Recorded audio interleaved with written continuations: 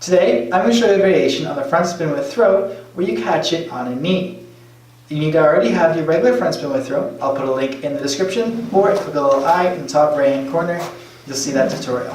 What you want to do is, as the bow is in the air, you want to bend one of your knees, bringing your body straight down, catching the bow still with your left hand. Now from here, it's a lot harder to do additional spins because the ground's right there. So instead, what you typically will do is, as you stand up, you'll do the spin, bringing it back behind your back.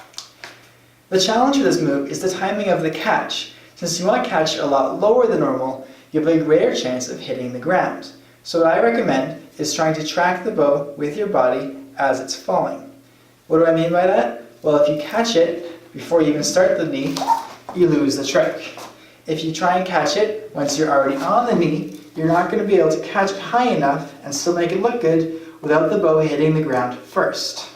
So what I recommend is just moving your body slightly faster than the bow and catching it right before that last rotation where it would hit the ground. It's a bit tricky to get the hang of, but it makes it a lot easier. Once you caught the bow, you want to finish the knee as soon as possible, limiting that gap between you catch it and finish the knee. If it's a small enough gap, people won't be able to tell the difference between catching it directly on your knee and right before, because the bow is still going to be spinning a little bit when you first catch it. Another challenge for this trick is that you don't want the bow to be spinning like this once it's in your hand.